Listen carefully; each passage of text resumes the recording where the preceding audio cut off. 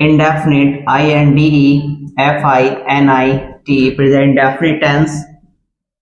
तो आज आपका प्रेजेंट इंडेफिनिट टेंस का पैसिव वॉइस आपकी क्लास रहेगी आज। मोस्ट इंपोर्टेंट क्लास है और आपको कोई परेशानी नहीं होगी यदि आज वीडियो के एंड तक आप बने रहते हैं। तो मैं आपको बताऊंगा और किस तरह से आपको प्रैक्टिस करनी है। मैं आपको कुछ प्रैक्टिस टिप्स भी दूंगा वीडियो के एंड में। तो अच्छे तरीके से आप वीडियो को देखिए। नोटबुक और पेन ले लीजिएगा। नोटबुक और पेन इसलिए बोल रहा हूँ ताकि आप प्रॉपर इसके नोट्स बना सकें। तो पैसिव वॉइस सबसे पहले हम देख लेते हैं। Affirmative sentence AFFIRMATIVE affirmative sentence जो भी हमारे होते हैं उनका हमारा पैसिव कैसे बनेगा। देखिए सबसे पहले क्या बनेगा पैसिव PASSIV। पैसिव का जो हमारा रूल रहेगा सबसे पहले हमें अफर्मेटिव सेंटेंस में तो सबसे पहले सब्जेक्ट आता है। मैंने आपको बताया था कि अगर हम एक्टिव की बात करें तो एक्टिव स्क्रीन पे देखते रहिए। एक्टिव का जो रूल रहेगा subject plus verb first form plus object. ये हमारा प्रेजेंट इंडेफिनिट टेंस के अफर्मेटिव का एक्टिव का रूल होता है। यदि हमारा कर्ता एक वचन होता है तो यहाँ पे वर्ब की फर्स्ट फॉर्म में SES भी आता है। यदि कर्ता बहुवचन है तो वो रूल हमारा सेम रहेगा, सब्जेक्ट मेन वर्ब और ऑब्जेक्ट। यहाँ पे क्या कहेंगे कि हम जो ऑब्जेक्ट होगा उसको यहाँ पे हम सब्जेक्ट बनाएंगे, यानी कि ऑब्जेक्ट को सब्जेक्ट बनाना है। किसका? ऑब्जेक्ट का सब्जेक्ट, ध्यान देना है। प्लस यहाँ पे हमारा आएगा इज एम आर प्लस यहाँ पे आएगा वर्ब थर्ड फॉर्म। जो मेन वर्ब होगा उसका थर्ड फॉर्म आएगा, V3 फॉर्म आएगा। और उसके बाद में हम रखेंगे यहाँ पे कुछ होता है तो ठीक है, वरना बाय लगाएंगे और सब्जेक्ट को रखेंगे और ध्यान देंगे। तो ये हमारा रूल रहेगा subject is am are V3 form लगाएंगे बाय सब्जेक्ट, सॉरी सब्जेक्ट का ध्यान रखना है, यहाँ पे ऑब्जेक्ट करना है और यहाँ पे ऑब्जेक्ट का सब्जेक्ट करना है। ये थोड़ा सा आपको ध्यान रखना है। क्लियर है? ये बातें आपको ध्यान रखनी है।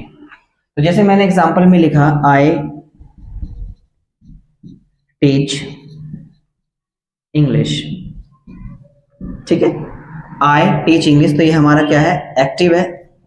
पैसिव आप बना सकते हैं आसानी से। आई टीच इंग्लिश का सबसे पहले क्या आएगा? एक ऑब्जेक्ट है ये, ठीक है। तो इसको ऑब्जेक्ट को आपको क्या सब्जेक्ट बना के लिखना है, इंग्लिश। तो इंग्लिश के साथ में क्या आएगा ये देखेंगे आप, इज आएगा, एम आई, तो इज आएगा, इंग्लिश इज, ठीक है। यहाँ पे पढ़ाना टीच, इसका V3 फॉर्म्स भी आपको अच्छे से याद होने चाहिए। टॉट, इंग्लिश इज टॉट और यहाँ पे बाय, ठीक है। यहाँ पे क्या है? सब्जेक्ट है, आई सब्जेक्ट है, ध्यान देना। तो वहां पे जाएगा ऑब्जेक्ट के रूप में, जो सब्जेक्ट है वो ऑब्जेक्ट हो जाएगा, यहाँ पे मी हो जाएगा। ये मैं आपको बता चुका हूँ, पहली वीडियो आपने देखी होगी इंट्रोडक्शन वाली, एक्टिव पैसिव वॉइस में क्या फर्क होता है, तो वो आप देख लेना। तो English is taught by me, English मेरे द्वारा पढ़ाई जाती है। नेक्स्ट है active you help me, you help me, you help me, तुम मेरी सहायता करते हो। ये कैपिटल बना लेना प्लीज, यू, ठीक है। यू हेल्प मी, तो सबसे पहले हम पैसिव में मी है, मी हमारा क्या है? ऑब्जेक्ट है। तो ऑब्जेक्ट किस में जाएगा? सब्जेक्ट के अकॉर्डिंग। तो मी का क्या हो जाएगा? आई, ठीक है। आई के तुरंत बाद देखेंगे क्या आएगा। आई के साथ क्या आता है आपको पता है, आंख बंद करके रख दीजिए, आई एम, ठीक है। हेल्प का थर्ड फॉर्म ईडी लगा दीजिए, helped, I am helped, I am helped, ठीक है। और यहाँ पे बाय रख दीजिए और कुछ इसमें नहीं दिया हुआ है। और इसमें सब्जेक्ट क्या था हमारा? यू था, ठीक है। यू का ऑब्जेक्ट भी यू होता है। इस तरीके से आप इसको एंड में रख दीजिए, यू का यू हो जाएगा। I am helped by you, I am helped by you, इसका पैसिव इस तरह से बनेगा। तो समझ में आ रहा होगा, आसान है, इजी है, बहुत ही आसानी से आप बना सकते हैं। उम्मीद करता हूं अफर्मेटिव सेंटेंस आपको समझ में आ गया होगा। नेक्स्ट है negative sentence. Negative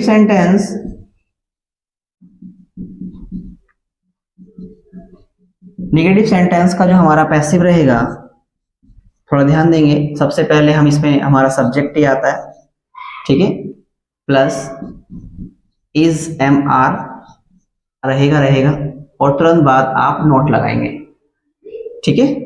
is am are के तुरंत बाद नोट आएगा और ध्यान रखना V3 फॉर्म तो रहेगा ही रहेगा और प्लस बाय हमारा यहाँ पे सब्जेक्ट इसको हम ऑब्जेक्ट ही लिख देते हैं, हम ध्यान देना है। तो बताइए कोई प्रॉब्लम तो नहीं है। Subject is am are not V3 by object, ध्यान रखना। जैसे एग्जांपल में देख लेते हैं, एक्टिव में है हमारा शी डज नॉट, या डजंट लिख लीजिए, कोई दिक्कत नहीं। She doesn't write a letter, LETTER, ये हमारा एक्टिव हो गया। She doesn't write a letter. Passive में देख लेते हैं, आसान है। तो सबसे पहले ये हमारा सब्जेक्ट हो गया, ये हमारा डज नॉट नॉट आ गया, इससे हमें कोई देना देना नहीं है। इसमें हमें देखना राइट हमारा क्या हो गया, वर्ब हो गया, और ए लेटर हमारा ध्यान रखना ऑब्जेक्ट हो गया। तो सबसे पहले किसको उठाते हैं, यानी कि इसको उठा लाइए, सब्जेक्ट बना दीजिए ऑब्जेक्ट को। तो ए को हम कैपिटल ले लें, ए लेटर, ठीक है, ए लेटर। ए लेटर के साथ क्या आएगा, इज, वेरी गुड। उसके तुरंत बाद नॉट, और फॉर्म विशेषकर आपको ध्यान रखनी है, फॉर्म्स का याद होना बहुत ही जरूरी हो जाता है। रिटर्न आएगा यहाँ पे, third form WRITTEN, written. A letter is not written, यहाँ पे था she does not write a letter, a letter is not written. फिर हमारा बाय आ जाएगा, यहाँ पे हमारा सब्जेक्ट क्या है, शी, उधर जाएगा हर, बाय हर। ये हमारा सेंटेंस बन के तैयार हो गया। समझ में आ गया होगा। एक सेंटेंस और देख लेते हैं, एक्टिव। माई फादर, ये माई आप कैपिटल बना लेना, मुझे थोड़ी आदत है। माई फादर डजंट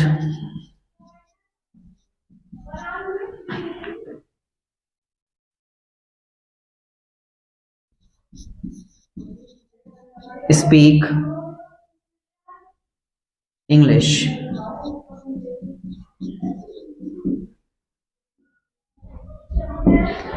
तो सेंटेंस हो गया, my father does not speak English, या my father doesn't speak English. Passive में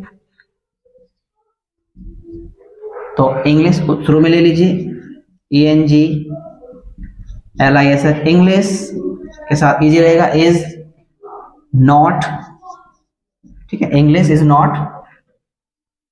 और स्पीक का थर्ड फॉर्म रख दीजिए आसानी से, स्पोकन। और यहाँ पे बाय माय फादर, देखो ना, माय फादर को आप चेंज नहीं करेंगे, ध्यान रखना है। सब्जेक्ट में अगर माय फादर योर फादर है तो आपको उधर बाय के साथ में सेम ही रखना है, ध्यान रखना है, बाय माय फादर, इस तरह से। बहुत ही आसान है। अब ध्यान रखना कि यहाँ पे अगर मैं कहूं कि यहाँ पे लेटर्स होता, क्या होता, लेटर्स, ठीक है ना, clear. She doesn't write letters, she doesn't write letters, तो यहाँ पे फिर लेटर्स के साथ में ध्यान रखना है आर आएगा, ये थोड़ा सा आपको ध्यान रखना है। Letters are not written by her, she does not write letters, letters are not written by her, या द लेटर्स लगा सकते हैं आप, she does not write the letters, clear है। तो यहाँ पे आर का भी आप यूज कर सकते हैं। नेक्स्ट है आपका interrogative sentence, INTERROGATIVE, interrogative sentences, SENTENCES। Interrogative sentences थोड़ा ध्यान देंगे, सबसे ज्यादा जो मिस्टेक्स होती हैं बच्चों को से यहीं पे होती हैं, थोड़ा भूल जाते हैं, मिस्टेक तो नहीं होती लेकिन भूल जाते हैं, ध्यान नहीं रहता उनको, हो सकता है क्या रूल था। तो ध्यान देखना है कि जो पैसिव का हमारे इसमें रूल रहेगा, तो सबसे पहले हम रखेंगे according to subject is am ले लेंगे, क्या वाले वाक्य में, जिस शुरू में क्या शुरू में आ जाता है ना, क्या बहस होता है, इस तरह से क्या वाले सेंटेंस जो होते हैं। और ये मैं एक्टिव थोड़ा बता के दिखा, एक्टिव में आ गया, जैसे डू यू, ठीक है, do you play cricket, play CRICKET, इस तरह से, डू यू प्ले क्रिकेट, क्या आप क्रिकेट खेलते हैं, क्या आप क्रिकेट खेलते हैं। तो पैसिव में ध्यान रखना कि आप क्रिकेट को उठा के शुरू में मत रख देना, अगर डू इधर शुरू में लगा है तो क्रिकेट के हिसाब से जो भी ध्यान रखना, इज, तो इज को उठा के आपको शुरू में रखना है, is cricket, is cricket played by, और यहाँ पे यू तो आपको पता ही, अब समझ में आ गया होगा, ठीक है। क्या तुम्हारे द्वारा क्रिकेट खेला जाता है, इसकी हिंदी होगी क्या क्रिकेट खेला जाता है तुम्हारे द्वारा, क्या तुम्हारे द्वारा क्रिकेट खेला जाता है, इस तरह से। एक और एग्जांपल से आपको क्लियर हो जाएगा, एक्टिव में ले लीजिए, do you help me, practice tips के लिए मैं दूंगा, भी बताऊंगा आपको किस तरह से आप प्रैक्टिस कर सकते हैं। डू यू हेल्प मी, तो आप पैसिव में मी है, तो मी को जब इधर लाएंगे तो यहां पे ध्यान रखना एम आई, ठीक है। हेल्प्ड बाय यू लिखते भी रहे और क्वेश्चन मार्क का आप ध्यान रखना। Am I helped by you, क्या मेरी सहायता की जाती है आपके द्वारा, क्या आपके द्वारा मेरी सहायता की जाती है। तो समझ में आ गया होगा आप लोगों को किस तरह से फ्रेम करने हैं। उम्मीद करता हूं कि बहुत अच्छा समझ में आ रहा होगा। इज एम आर सब्जेक्ट, बी3 फॉर्म बाय ऑब्जेक्ट। नेक्स्ट है डबल इंटरोगेटिव सेंटेंस, ये बहुत जरूरी है, प्लीज इसको अच्छे से समझना। आप UBLE डबल इंटरोगेटिव सेंटेंस में कुछ नहीं करना है, क्वेश्चन वर्ड आपको आगे बढ़ाना है, पैसिव का जवाब ढूंढ रहे, ध्यान रखना है, ठीक है।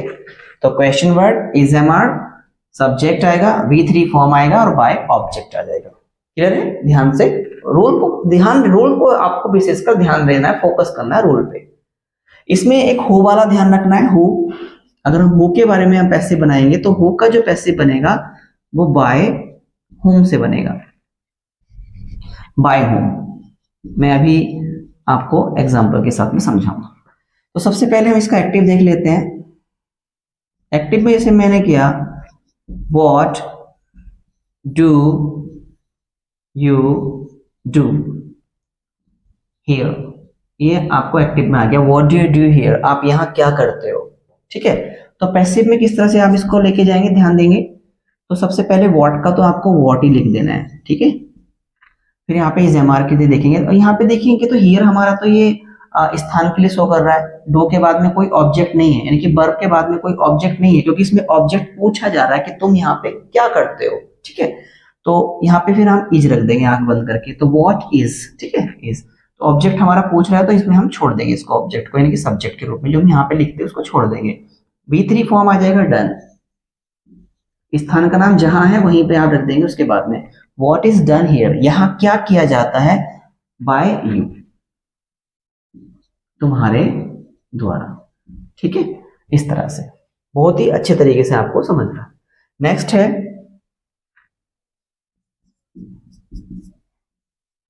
Where do you send him, इस तरह से where do you send him, तुम उसे कहां भेजते हो। अब यहाँ पे देखिए सेंड के बाद में क्या दे दिया है, उसने ऑब्जेक्ट दे दिया है। यहाँ डू के बाद में ऑब्जेक्ट नहीं दिया था, नहीं दिया है तो उसमें पूछ रहा है, मालूम कर रहा है, तो इसमें घबराएंगे नहीं, बच्चे अक्सर गलतियां यहीं पे करते हैं। तो ध्यान से इसको समझ लेना। व्हाट इज डन हियर, इसे तुम क्या बोलते हो, what do you speak, what do you speak, तो यहाँ पे आ जाएगा what is spoken by you. तो ये थोड़ा सा ध्यान देना है आपको। तो where do you send him, उसे आप कहां भेजते हो, तो पैसिव में तो वेयर का वेयर आ जाएगा, वेयर। अब हिम को इधर लाएंगे तो हिम के साथ में ही हो जाएगा, ही के साथ में आएगा इज, वेयर इज ही, ठीक है। वर्ब थर्ड फॉर्म सेंड का रखेंगे, sent, where is he sent, उसको कहां भेजा जाता है, बाय यू, बाय यू, और क्वेश्चन मार्क। बताइए कितना आसान है। तो समझ में आ रहा है, इसी तरह से आपको बनाने हैं, सेंटेंस फ्रेम करने हैं ज्यादा से ज्यादा। हु वाला और देखिए एक एग्जांपल, किस तरह से आप हु पे सेंटेंस फ्रेम करेंगे। हु, जैसे who helps you, helps you, ये ध्यान देना। हु का ही रूल होता है, अफर्मेटिव की तरह यूज होता है वाक्य में। सब्जेक्ट को जानने के लिए हु का यूज करते हैं कि तुम्हारी सहायता कौन करता है। हु हेल्प्स यू, तो बाय होम यहां पे आएगा, बाय होम, ठीक है, बाय होम। इस रूल को फोकस करना है। बाय होम आ गया, फिर देखेंगे हमारा ऑब्जेक्ट क्या है, यू, यू के साथ आएगा आर, तो are you, by whom are you helped, sorry helped. और बच्चे गलती क्या कर देते हैं, गलती वो क्या कर देते हैं कि वो इस बाय पे फोकस ही नहीं करते, यहां भी बाय रख देते हैं, बाय यू, इस तरह से बना देते हैं। कुछ बच्चों को मैंने ये देखा है, by whom are you helped by you. अरे भाई जब दो बार आपने ये देख लो ना, गलती तो खुद ही कर जाते हैं आप लोग को, ध्यान देना, इसको नहीं लगाना है। ये तो हमारा ऑब्जेक्ट था जो सब्जेक्ट में आ गया है, तो पूछा जा रहा है, मतलब कर्ता को मालूम किया जा रहा है, कर्ता नहीं दे रखा था उसने, ध्यान रखना। तो by whom are you helped, तो ध्यान देना, अब यहाँ पे क्वेश्चन मार्क लगाएंगे। तो ये सेंटेंस है, और जैसा कि मैंने आपको बताया है कि अभी आपको और सेंटेंस फ्रेम करने हैं, लगभग 10 से 20 सेंटेंस डिस्क्रिप्शन में दिए गए हैं, उनको आप बनाइए, फ्रेम करिए, अच्छे से प्रैक्टिस करिए, इन रूल्स को लिखिए। रूल्स को लिखना बहुत जरूरी होगा, यदि आप रूल्स को फॉलो नहीं करते हैं तो आप सेंटेंस बनाने में गलतियां करेंगे ही करेंगे। बताइएगा कमेंट करके ये वीडियो आपको कैसा लगा। प्रेजेंट इंडेफिनिट टेंस का पैसिव समझ में आया या नहीं आया? समझ में आया तो कमेंट करिए यस, नहीं आया तो कमेंट करिए नो। कमेंट जरूर कर दिया करें, इसमें आपका कोई पैसा नहीं जाता है। वीडियो को यूजफुल लगा हो तो वीडियो को लाइक करें, शेयर करें अपने दोस्तों के साथ में। Thank you.